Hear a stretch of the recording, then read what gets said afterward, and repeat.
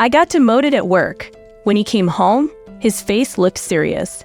I was sipping tea and almost spilled it. His company's been doing poorly lately, and there have been big changes in personnel because of restructuring. I didn't expect Scott to be directly affected, but as his wife, I know it's crucial to stand by him during tough times. I tried to reassure him, saying, "We've had some bad luck, but we'll get through this. I'm working too, so don't worry." My name's Catherine, and I'm 50 years old. I work full-time in the back office. At home, it's me and my husband Scott, who's 2 years older, our high school sophomore daughter Julia, and my 72-year-old mother-in-law Ethel. Ethel and I don't always see eye to eye, but since I'm not working, we don't interact much. I told Julia about Scott's demotion, advising her to act normal around him. But Scott started venting his frustrations, directing them all at me. They say people vent to those they trust most, but it's tough being on the receiving end. The next day, on my day off, I was cleaning when Scott passed by and commented on my weight gain since we got married. It caught me off guard. I'm 50, and yes, I've gained some weight, but according to my health checkup, I'm not overweight. Yet Scott called me lazy and said I embarrassed him. I was speechless. Then he called me ugly and locked himself in his room. I was stunned. Why now? It felt like an arrow hitting me out of nowhere. I dropped the cleaning tool in shock. After that, Scott's attitude grew harsher, and even my mother-in-law chimed in, making things even harder. She waited at the top of the stairs, adding to the tension in the house. My mother-in-law's comments became more cutting. She'd remark about my weight, making me feel unwelcome in my own home. Even at dinner, she'd snatch my plate away, blaming the food for my size. She even suggested that only the slim ones should eat. Despite what my gynecologist said about weight fluctuations after middle age, she didn't hold back her criticism. It was like enduring petty harassment daily. But what truly hurt was Scott's silent treatment. He stopped talking to me altogether, even at meals. His indifference was crushing. One night, I mustered the courage to ask him why he was ignoring me. His response was cold, saying he didn't want to associate with someone this fat. He told me to lose weight if I cared about him. I was disheartened. I tried to explain that I was doing my best, walking miles for my commute and watching what I ate. But he remained unmoved, dismissing my efforts. He even told me not to talk to him anymore. As the silence grew, my mother-in-law's taunts intensified. She controlled what I could eat, leaving me with only salads and boiled vegetables. Scott sat silently, allowing her behavior to continue unchecked. It felt like the end of my marriage was looming. In my spare moments, I started packing my things. If this was how I was going to be treated, maybe it was better to disappear altogether. When I mentioned to my daughter that I was considering moving back to my parents' house, she understood. She had seen how my mother-in-law and Scott treated me during meals, and it pained her to witness. She offered to come with me so she could still attend high school from there. As the day of Scott's demotion approached, he came home with a forced smile, talking about having a drink together before his new work life without subordinates began. His smile grated on me, and I had no energy left to play along. Even his attempts at friendliness felt irritating. During dinner, Scott suggested having wine spritzers. It was the first time he had directly spoken to me since his demotion announcement. He even made one for me, along with one for Julia, but something felt off. When he turned away, I sniffed the drink and recognized a faint smell. It was a scent I knew from cooking, and the realization hit me, he had spiked my drink. I couldn't tolerate it anymore. The constant harassment from my mother-in-law, the silent treatment from Scott. It was the final straw. I decided to take a stand. "Could you get the camembert cheese from the fridge, Scott?" I asked calmly, trying to maintain composure. "It's from a local dairy farm, and it's really delicious. I'm glad we can have this family time together. Could you fetch it?" It was a small request, but it felt like asserting my dignity amidst the chaos. As Scott went to fetch the cheese, I seized the opportunity. With swift hands, I switched my drink with the one on Ethel's seat. When Scott returned, I called out to Julia and my mother-in-law, announcing that dinner was ready. They took their seats, oblivious to the change. Dinner proceeded as usual, except I didn't have the meatloaf or cornbread salad. Instead, we had stewed chicken soup and cheese, accompanied by the wine spritzer. Julia broke the silence, prompting us to start eating. Scott and my mother-in-law remained silent. I took a sip of the wine spritzer Scott had made, pretending everything was normal.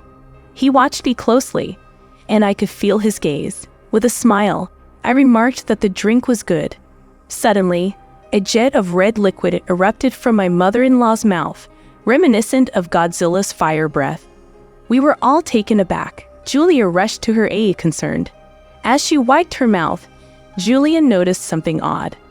"Grandma, your mouth. It looks like spicy cod roe," Julia exclaimed in shock. I watched with satisfaction as the truth unfolded. The dining room erupted into chaos as my mother-in-law shrieked and lunged at me, accusing me of tampering with her drink. I remained composed, coldly brushing her hand away and denying any involvement. But as the accusation shifted towards Scott, his reaction betrayed his guilt. His hands trembled, and his gaze darted around nervously. I leaned in towards him, my hand resting firmly on the table, applying subtle pressure. "You thought you could hide it in the wine spritzer, didn't you?" I accused, my voice low but firm. I could detect a faint scent, a hint of lime, that I recognized from a condiment I had bought at a food fair in Alabama. The infamous drop of hell. It wasn't as renowned as death sauce, but its subtle citrus undertones appealed to me. Scott must have miscalculated, assuming the lime scent would blend in with the drink's flavor profile.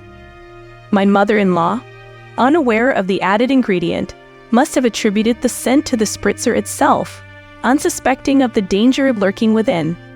The revelation of Scott's prank left Julia in shock.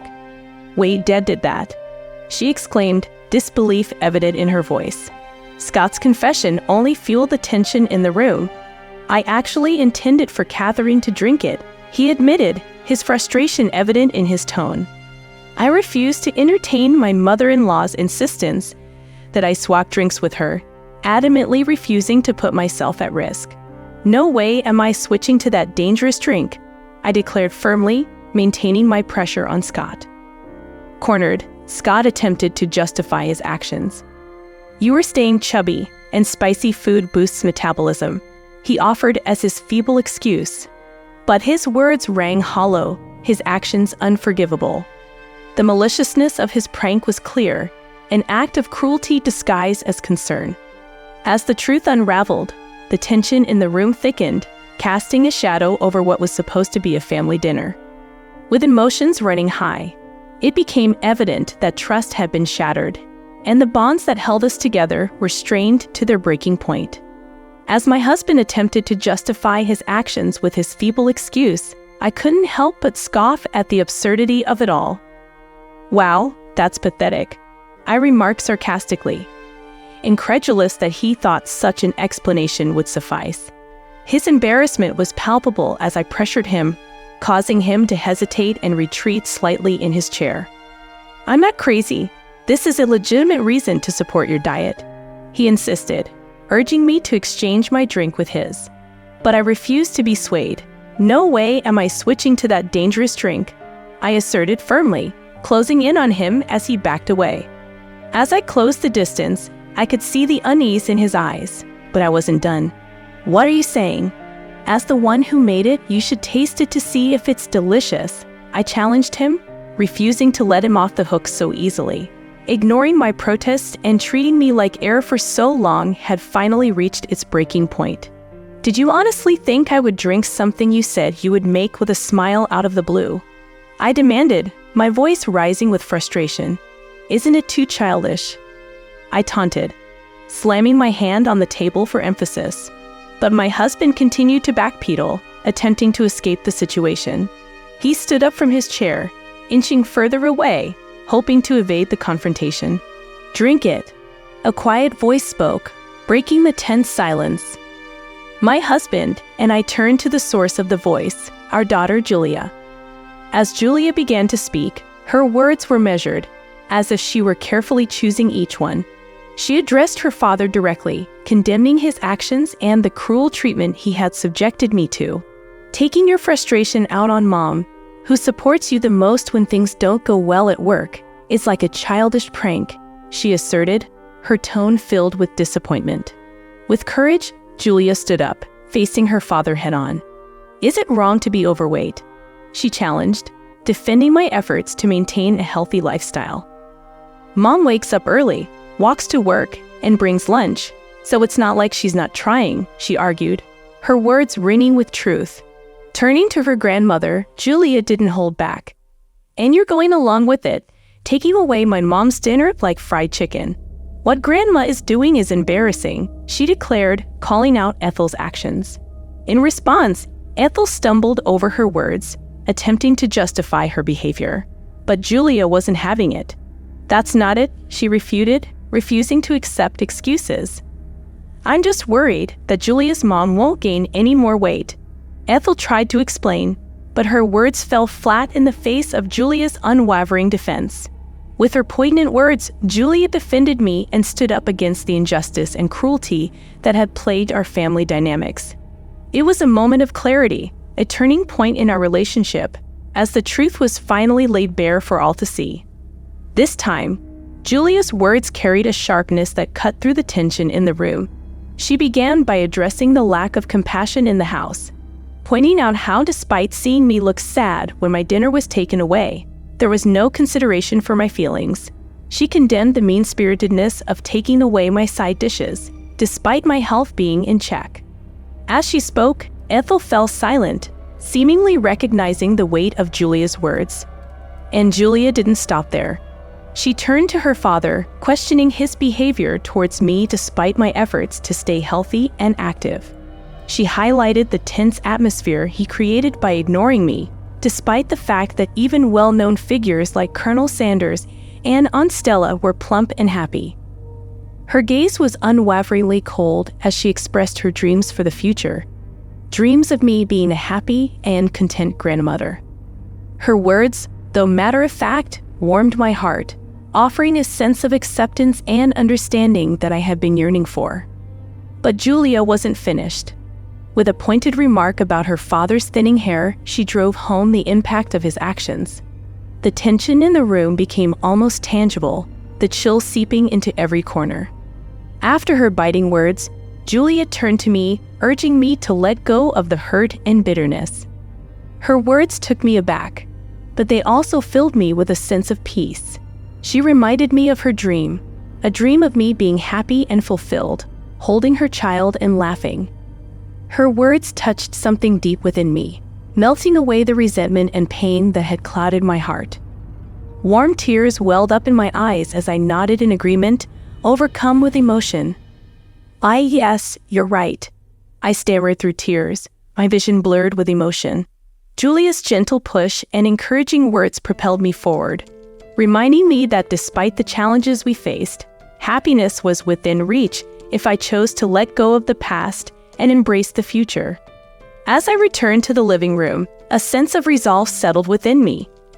I retrieved a document I had been concealing for some time, divorce papers.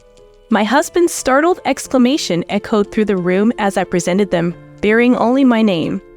After about a month of being ignored, I started thinking it's time to go our separate ways. I explained, my voice steady despite the weight of the moment. My husband's panic was palpable as he stuttered, attempting to justify his actions. I just wanted you to lose some weight, he admitted, his words ringing hollow. I didn't expect this to happen. But Julia was quick to intervene, her words cutting through the tension. It's childish to be upset about something so trivial, she remarked sharply, her disappointment evident. Ethel, sensing the gravity of the situation, pleaded with Julia to reconsider. But Julia's resolve remained unwavering. I decline, she stated firmly. I don't want to be around people who act like middle schoolers anymore. In a desperate attempt to make amends, Scott finally relented, agreeing to taste the drink he had prepared. With a gulp, he downed the contents of the glass, only to spew it out moments later, sporting lobster-like lips. Julia, Ever the observer captured the moment on her phone, a visual reminder of their folly. "Both of you are so lame," she remarked, before leading me out of the room. As we left, the scene we left behind was one of chaos. A dinner table splattered with wine cocktail mixed with a drop of hell, and two individuals with red lobster lips. Returning to my parents' house with Julia, we shared the events that unfolded. My parents, furious at Scott and Ethel's behavior, confronted them, ultimately resulting in my divorce.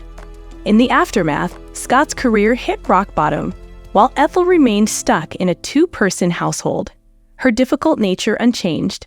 But amidst the turmoil, a sense of liberation washed over me. I found solace in the company of a new boyfriend, someone who understood the trials I had endured. And as we drove to work together, his playful demeanor brought a smile to my face. Though the journey had been fraught with challenges, I found myself looking forward to the future, embracing the newfound happiness that awaited me. And as I reflected on the events that had transpired, I couldn't help but feel grateful for the support of my daughter and the unwavering love of my family. I hope you guys enjoy our video. To watch more interesting stories, hit that subscribe button. Thank you.